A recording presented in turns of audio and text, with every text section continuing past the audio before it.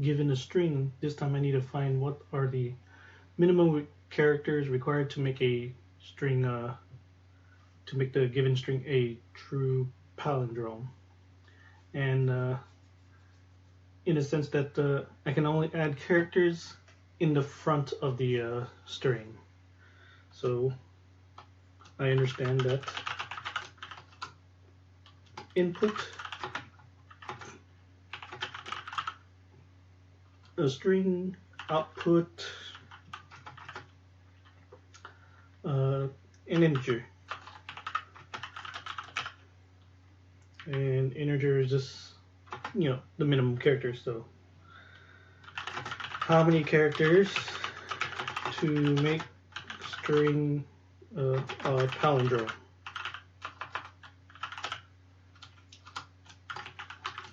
So match would be any problem that dealt with the palindrome. So recent problem I dealt with was the longest palindrome substring, and I'll be pretty much using the same exact technique for this problem. So the plan is, well, do the same things as I would do finding the longest palindrome substring.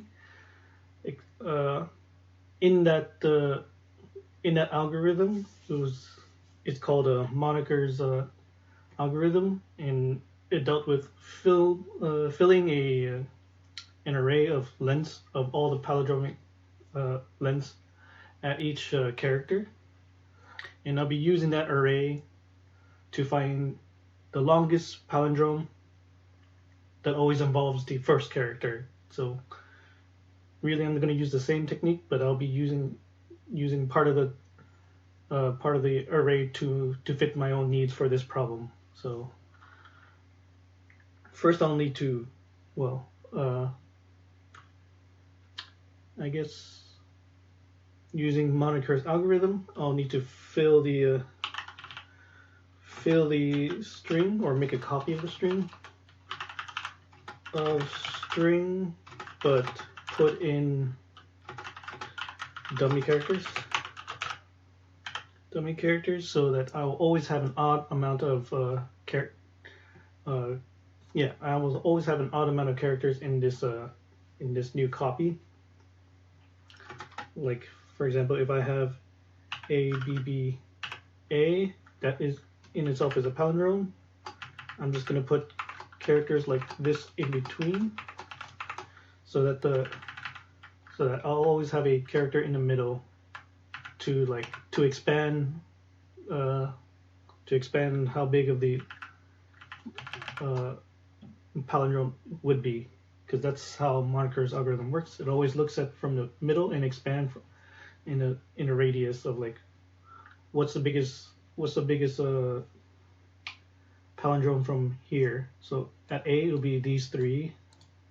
At this symbol here, it's just this symbol. At B, it'll be these three. At this one, it'll be the whole thing. From this middle character, and then from B here again is just these three. From here is just this one character, and from A is just these three, and here is this one.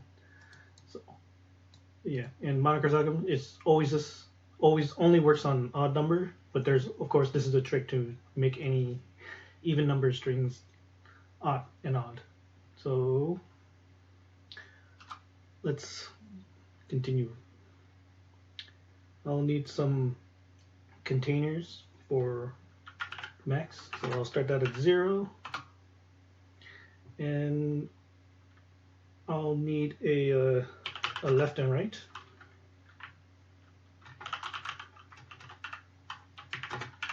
and these are basically like the range of my center from left to right. Like, while I'm looking at A, it'll expand to these three, and my left here will be to my right here. So, and then now I need to prepare my array. Let's see, and it'll be all ones because, well, every character in itself is a palindrome. Every single character is a palindrome, so it's the assumption that they're all one character are palindromes. And I go for the length of the copy of input string with all the dummy characters. Now I can start with the loop itself. So loop starts off simple for I in range of the length of the copied input, and then I'll be needing another. This will be my holder for the radial count. So they all start at 1, like I said here, and I'll also have another container to hold the 1.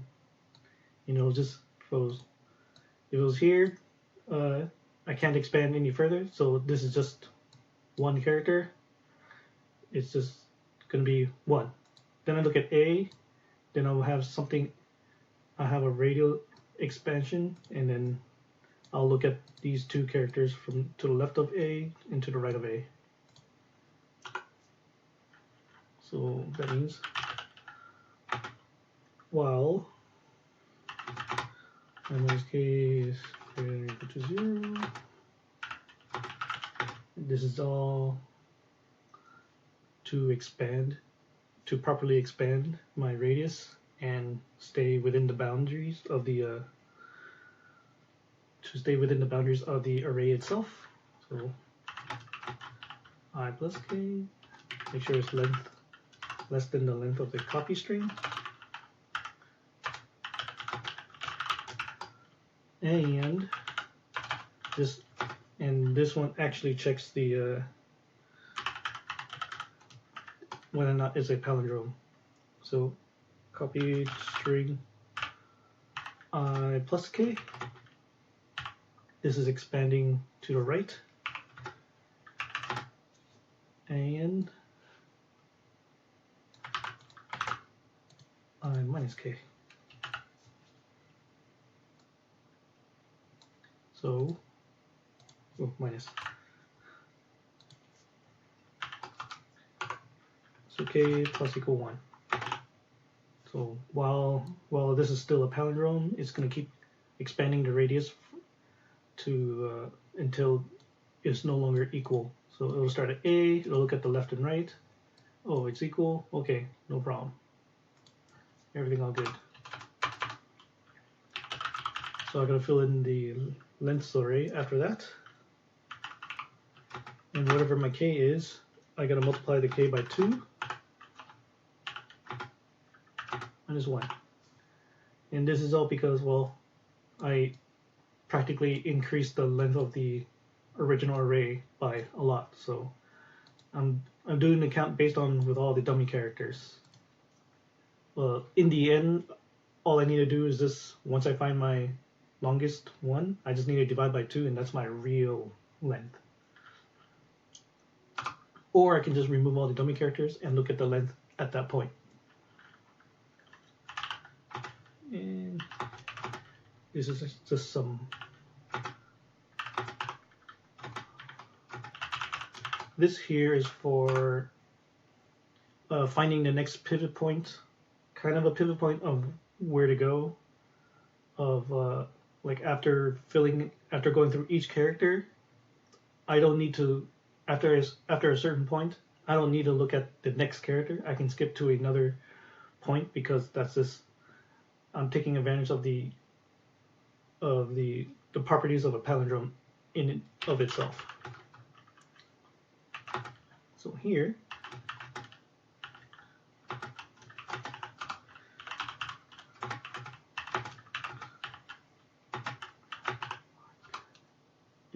I'm technically shifting what are the centers are. So that's basically all I need to do to fill my array of lengths. Now I'm just gonna look at this array again, and I'm gonna try to find the longest where the longest array, palindrome would be if I only include the first character. So in range of the lengths. So length of lengths, and how I find the longest palindrome that always involves the first character is this. I just look at the lengths at I, and I divide by 2, and I need to see if it's equal to j. Oh, sorry, j, not I.